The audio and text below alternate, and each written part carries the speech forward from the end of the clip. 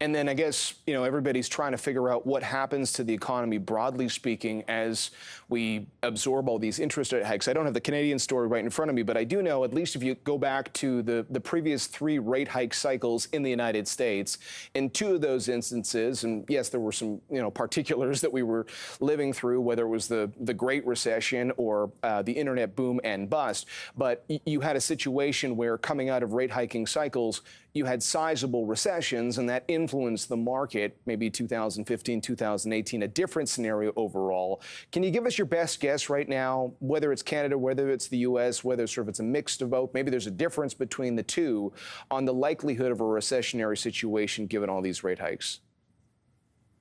You know what? I'll say that the likelihood of a recession is 99.9%. Why do I say that?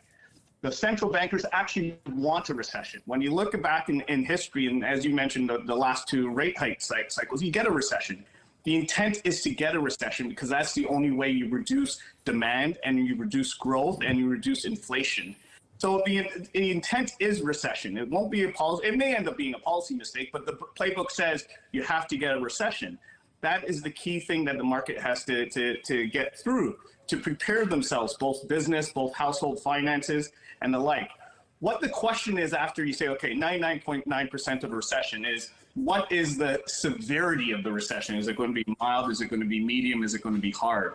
Right now, we're leading towards a mild to medium for 2023, but we think this goes into 2024. And if that does prove correct, it could be a hard recession. The reason why is, and this is one big difference from the 2 last rate hiking cycles, the reason why the central banks are hiking now is inflation.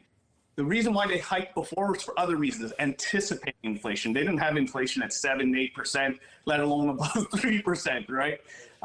So because of that, they have to hike more, which increases the chances of this being a more severe recession, not in 2023, but in 2024.